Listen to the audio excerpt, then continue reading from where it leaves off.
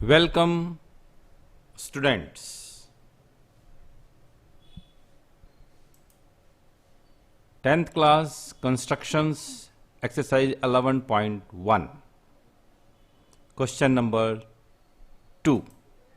Question number 2 कहता है construct a triangle of sides 4 cm, 5 cm and 6 cm and then a triangle similar to it whose sides are 2/3 of the corresponding sides of the first triangle.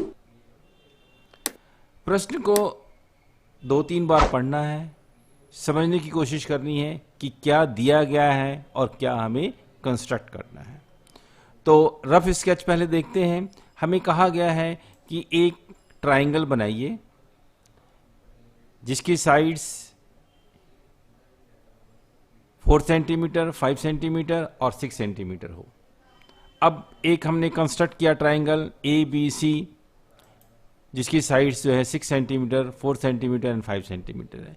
यहाँ पर ज़रूरी नहीं है कि आपने 5 centimetre AC को लेना है, 4 सेंटीमीटर BC को लेना है और 6 सेंटीमीटर जो है वो AB को लेना है.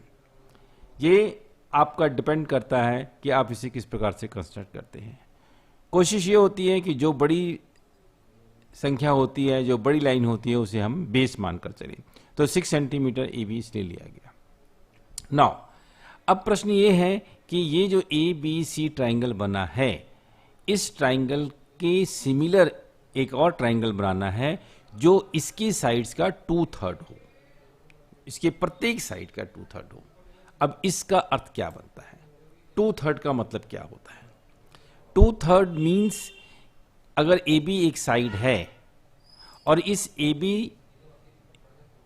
साइड्स का 2/3 निकालना पड़ेगा. चलिए अभी हम इसे क्लियर करते हैं. अब 2/3 में एक इंपॉर्टेंट बात आपको क्या देखनी है.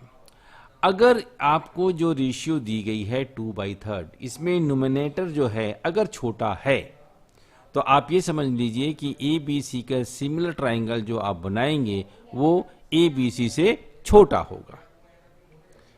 दूसरी बात, अगर ये न्यूमरेटर बड़ा होता तो आपका ABC जो ट्राइंगल आपका दिया गया है और उसके सिमिलर ट्राइंगल बनाना होता तो वो बड़ा बनता.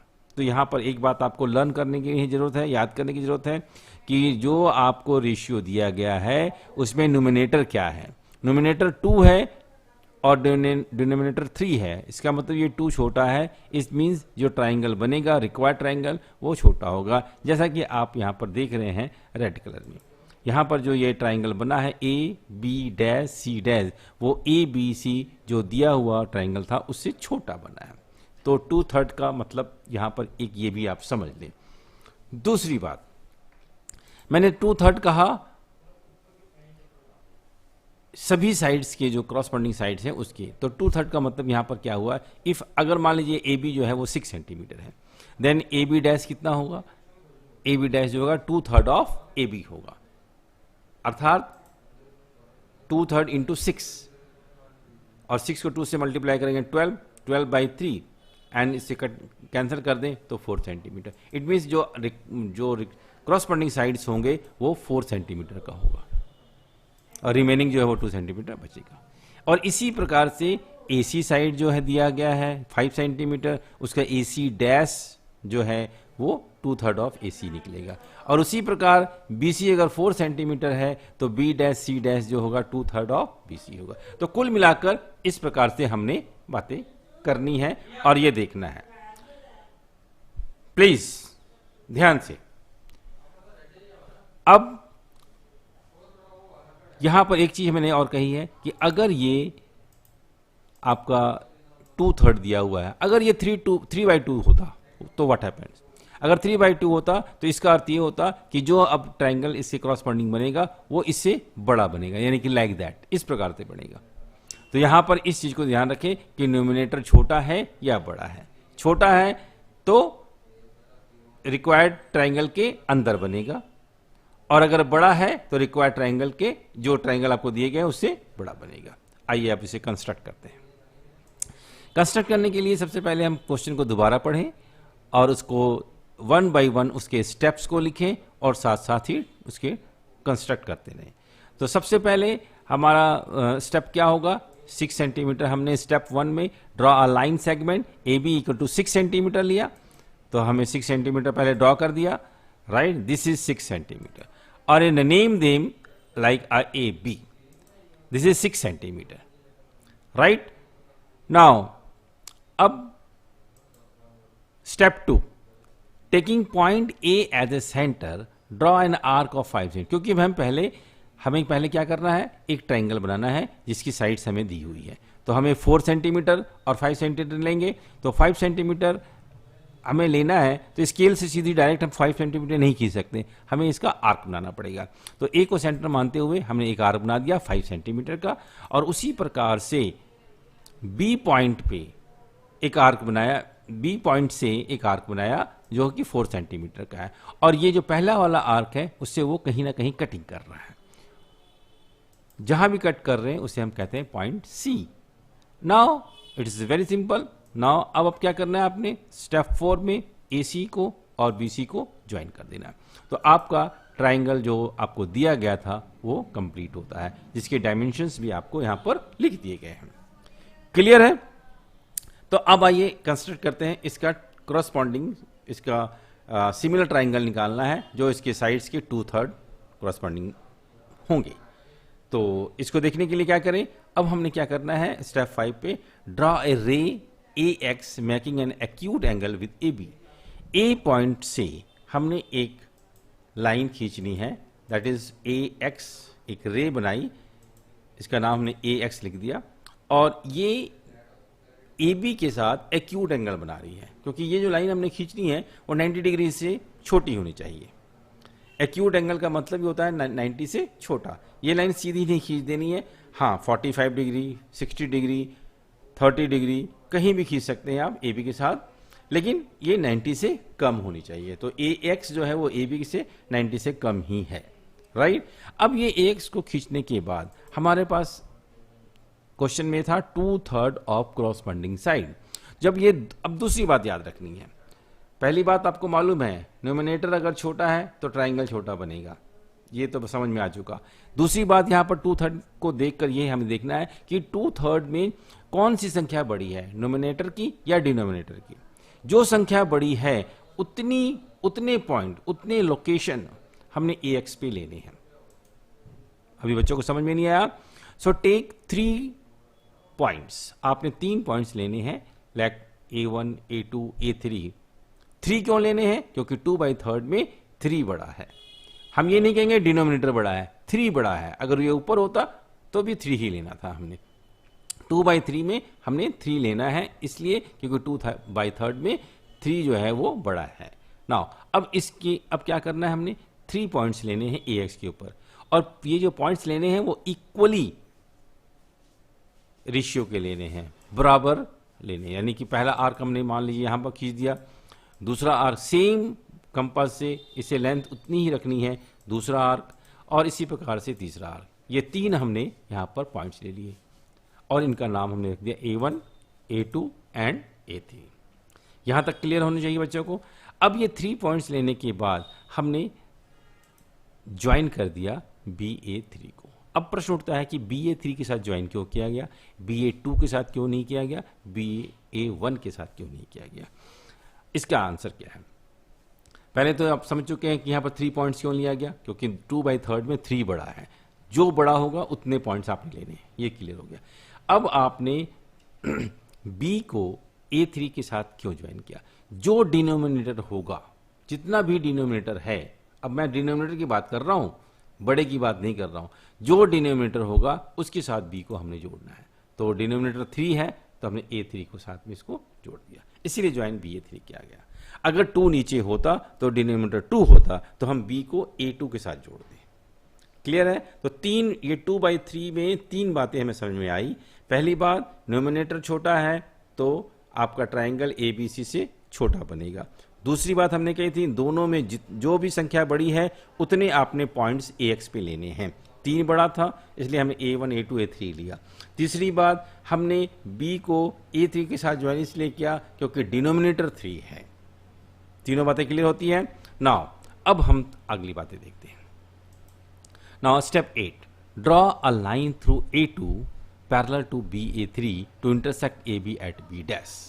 अब क्या करना है कि आपने A2 पॉइंट पे, जहां पर ये अभी एक डॉट बना, यहां पर एक लाइन खींचनी है जो A3 पॉइंट से और B की ओर जो लाइन गई है, जो हमने BA3 को ज्वाइन किया था, इसके पैरेलल बनानी है A2 पे। क्यों बनानी है इसकी चर्चा हम लोग बाद में करते हैं। पहले आप समझिए कि BA3 एक लाइन बनानी है A2 पे, ठीक है, और A2 पे जो लाइन बनेगी वो BA3 के पैरेलल होगी। अब अगर हम A2 पर एक पैरेलल लाइन बनाएंगे तो वो AB को कहीं ना कहीं काटेगी, तो वो B डैश पे काटती है। कैसे एक पैरेलल लाइन बनाई जाती है, पहले ये देखिए। जब भी एक पैरेलल लाइन बनानी हो तो पहले आप क्या करेंगे, एक आर्क लेंगे प्रकार से कंपास से, और ये आर्क छोटा बड़ा हो सकता है, इसमें कोई दिक्कत नहीं है, कोई भी एक आर्क ले लेंगे। जो आर्क लिया है सेम आर्क को आप A2 पे पॉइंट पे बना दें, राइट। अब आपने क्या करना है कि ये जो आर्क बनाया है इसकी एग्जैक्ट लेंथ मेजर करें प्रकार से कंपास से। ये देखिए इस प्रकार से इसको आपने मेजर कर लिया। ये जितनी लंबाई है उतनी लंबाई की आपने यहां पर कट लगा देनी है, राइट। ध्यान से, ये कट यहां पर एक लग गया। जैसे ही कट लग गया आपने A2 पॉइंट से इस कट पे होते हुए एक लाइन ड्रॉ कर देनी है इस प्रकार से, जो AB को B डैश पे काटती है। यहां पर B डैश लिख दिया। अब आपके पास एक लाइन बन गई A2 B डैश। अब ये जो A2 B डैश है वो A3 B के बिल्कुल पैरेलल होगी।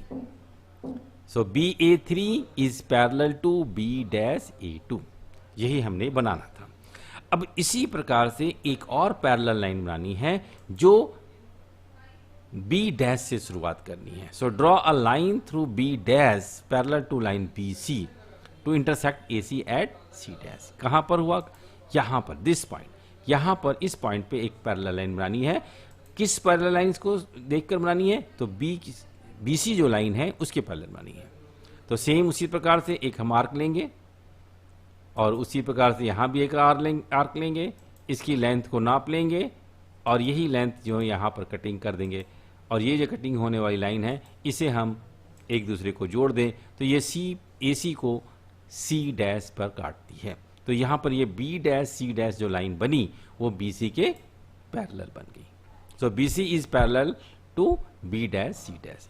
अब आप देखें कि आपके पास एक ट्राइंगल बन जाता है A B dash C dash.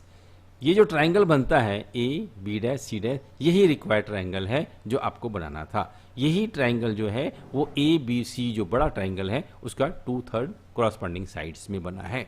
इसे प्रूव भी करेंगे कि एक्चुअल में ये बना भी है ऐसा या नहीं। जस्टिफिकेशन में हम इस चीज को देखते हैं।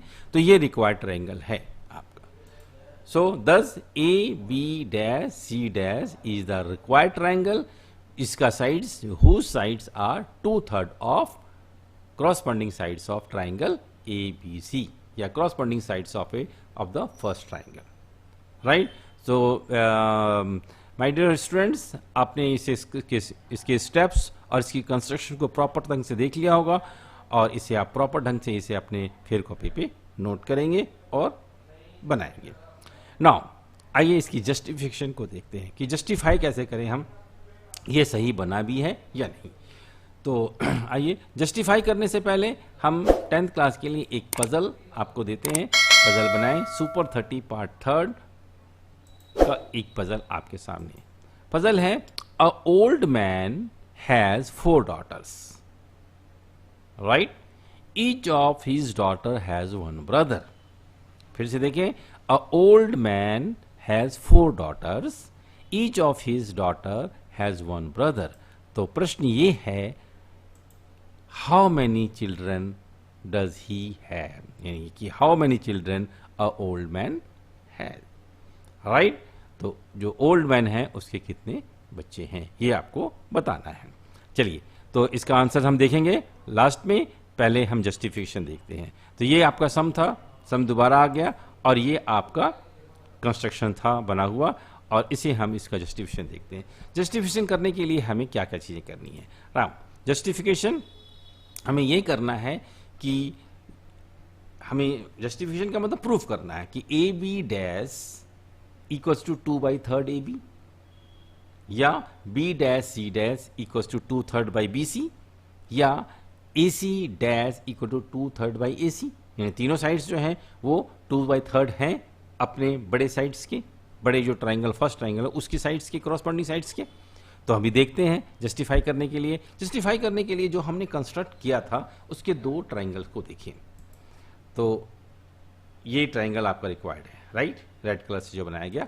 नाउ हमें जस्टिफाई करने के लिए दो ट्राइंगल लेना पड़ता है। पहले हम लेते हैं A3B, जो हमने कंस्ट्रक्ट पार्ट किया है उसकी बात हो रही है, और A2B डैश, यानी कि हम ध्यान से देखें, एक इस ट्राइंगल की बात कर रहा हूं मैं A3B की, और एक हम इस ट्राइंगल की बात कर रहे हैं A2B डैश की। इन दोनों ट्राइंगल को अगर हम देखते हैं और इसे सिमिलर करने की कोशिश करते हैं, तो यहां पर हम देख रहे हैं कि दो साइड्स जो हैं इसके A2B डैश और A3B जो है आपस में पैरेलल है, क्योंकि हमने पैरेलल लाइन खींची थी। तो यहां पर हम लिखते हैं A2B dash parallel to A3B by construct. ये हमने कंस्ट्रक्ट द्वारा किया था, ये दोनों पैरेलल हैं, आपको याद होगा, ये दोनों पैरेलल है। अगर ये दोनों पैरेलल हैं तो बीपीटी थ्योरम, जो आप पहले पढ़ चुके हैं या पढ़ना होगा, ये कहती है कि इसमें A से लेकर A2 divide by A2 by A3, ध्यान से देखिए, A2 जो लाइन खींची मैंने डिवाइड बाई A2 A3, ये इक्वल होंगे। बीपीटी थ्योरम कहती है, फिर मैं कह रहा हूं कि अगर एक ट्राइंगल में A2B डैश और A3B पैरेलल लाइंस हैं तो ये एक रूल है कि A2 by A2 A3 equals to AB dash by B dash B होता है। This is BPT rule and this is equation number 1 हमने यहां पर मेंशन कर दिया। बीपीटी रूल को आपको देखना है, इस थ्योरम को आपने देखना है और इसे आपने समझ में लेना। आप यहां पर अभी ये समझ लीजिए कि A2 by A2 A3 equals to AB dash by B dash B यहां पर होगा, क्योंकि दो लाइनें A2B डैश और A3B जो है वो आपस में पैरेलल हैं एक ही ट्राइंगल के अंदर, इसलिए नाउ ये बीपीटी के थ्योरम के अनुसार हुआ। अब आप देखिए यहां पर जो हमने कंस्ट्रक्ट किया है उसको ध्यान से देखिए, इस कंस्ट्रक्शन पार्ट को दोबारा देखें। यहां पर हमने क्या लिखा है कि A2 by A2 A3 equal to 2/1 by construct. क्यों? क्योंकि यहां पर हमने AX जो लाइन हमने रे खींची थी इसमें 3 पॉइंट्स दिए थे A1 A2 A3, और ये तीनों पॉइंट्स के जो यूनिट हैं वो बराबर हैं, यानी कि A से लेकर A1 जितना है उतना ही A1 से लेकर A2 है और उतना ही A2 से लेकर A3 है। यानी अगर हम A से लेकर A1 को 1 यूनिट मान लें तो A1 A2 भी 1 यूनिट है और A2 A3 भी 1 यूनिट है, राइट। सभी 1 यूनिट के हमने, क्योंकि हमने जब कंपास से बनाया था तो उसकी लेंथ सेम रखी थी। नाउ दूसरी बात आप यहां करें कि अगर A से लेकर A1 1 यूनिट है और A1 से लेकर A2 1 यूनिट है, तो हम ये कह सकते हैं कि A से लेकर A2 जो है 2 यूनिट है और A2 से लेकर A3 1 यूनिट है। तो अगर हम A2 बाई A2 A3 लिखते हैं तो 2/1 लिखेंगे, क्योंकि A2 जो है वो 2 के बराबर है, 2 यूनिट के बराबर है, और A2 A3 1 यूनिट के बराबर है। ये कंस्ट्रक्शन से हमें मिला है, तो ये इक्वेशन नंबर 2 हो गया। अब इक्वेशन नंबर 1 और इक्वेशन नंबर 2 को देखें तो इसमें A2 और A2 A3 LHS जो है इक्वल बराबर है। अगर दोनों LHS सेम है तो RHS से भी सेम हो जाएंगे। इसका मतलब ये हुआ कि AB डैश और B डैश B जो हैं वो 2/1 के बराबर होंगे। अगर राइट तो AB डैश और B डैश B 2/1 के बराबर है, तो इसे अगर हम रेसिप्रोकल कर दें इसका, यानी इसको हम उलट दें, तो B डैश B ऊपर आ जाएगा और AB डैश नीचे चला जाएगा। अगर ऐसा होगा तो 2 जो है वो नीचे चला जाएगा और 1 ऊपर चला जाएगा। तो हमारे पास तीसरा इक्वेशन बन गया B dash B by AB dash equal to 1/2। This is equation number 3। Now अब हम फाइनली टच देना चाहते हैं, फाइनल प्रूफ करना चाहते हैं। हमें प्रूफ क्या करना है? हमें प्रूफ करना है, आप ये रेक्टेंगल को देखें रेड कलर के जो अभी स्क्रीन पे आपको बना, AB dash equal to 2/3 AB, ये हमें प्रूफ करना है। इसका मतलब हमें रिलेशन AB डैश और AB के बीच चाहिए। अगर ए बी डैश और ए बी के बीच रिलेशन चाहिए तो इसी रिलेशन को हम यहाँ से पिक करते हैं और हम लिखते हैं A B by A B dash कितना हो सकता है। So now A B by A B dash क्या होगा, क्योंकि यही हमें प्रूव करना है तो हम ये इसकी वैल्यू यहाँ पर बिठाना चाहते हैं। क्या इसकी वैल्यू 2/3 निकल आती है? अगर निकल आती है तो हमारा प्रूफ जस्टिफिकेशन हो जाता है। तो A B A B by A B dash क्या होगा? अब आप देखें ए बी, अब यहाँ पर ए बी जो है वो क्या है? ए बी जो है वो ए बी डैश और बी डैश बी के का सम है। ए बी लाइन जो है उसके बीच उसको दो हिस्सों में बटी हुई है, ए बी डैश और बी डैश बी में। हमने लिखा है यहाँ पर therefore A B equal to A B dash equal to B dash B. तो हम ए बी की वैल्यू ये बिठा देते हैं यहाँ पर और बिठाकर इसे एक्सपेंड कर देते हैं ना। इसे हम एक्सपेंड करते हैं तो दोनों को अलग अलग कर दिया जाए तो ए बी डैश के नीचे ए बी डैश और बी डैश के नीचे ए बी डैश, क्योंकि उसका एलसीएम लेंगे तो वही बात आ जाएगी। अब यहाँ पर ए बी डैश और ए बी डैश दोनों कैंसिल हो सकते हैं आपस में, और इन कैंसिल करने के बाद इनकी वैल्यू हो जाएगी 1, और बी डैश बी और ए बी डैश की वैल्यू हमें इक्वेशन नंबर 3 में निकाल चुके हैं। ये देखिए B dash B by A B dash equal to 1/2 निकाल चुके हैं। तो दोनों की वैल्यू यहाँ पर हम पुट कर दें और एलसीएम निकाल लें तो ये आता है 3/2। तो A B by A B dash की वैल्यू क्या निकल गई? 3/2 निकल गई। इसे अगर यहाँ से हटाएं तो हमारे पास ए बी और ए बी डैश की वैल्यू 3/2 निकलती है। इसे दोबारा लिख लेता हूँ मैं, दिस इज। अब इस ए बी डैश बराबर A B dash by A B equal 2/3 है, तो ए बी डैश बराबर क्या हो जाएगा? ए बी डैश बराबर ए बी जो है मल्टीप्लाइड हो जाएंगे 2/3 ए बी, और यही तो हमें प्रूव करना था। दिस इज प्रूव्ड, यही हमें प्रूव करना था। आप ऊपर देखें A B dash equal 2/3 A B proved होता है। अगर ये प्रूव्ड होता है तो इसका मतलब ये है कि सिमिलरली दूसरे साइड्स जो हैं वो भी प्रूव्ड हो जाएंगे।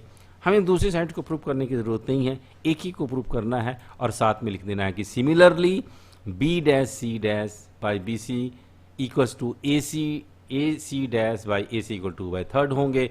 और इस प्रकार हम कह सकते हैं कि ऑल साइड्स जो होंगे of triangle are 2/3 of corresponding sides of the first triangle या बिगर ट्राइंगल और A B C triangle. So it's very beautiful. आपने ध्यान से इसे देख लिया, होपफुली सभी को समझ में भी आ गया होगा, राइट। इससे जस्टिफिकेशन को भी नोट करना जरूरी है, क्योंकि बेटे ये सम जो है 4 नंबर के होते हैं।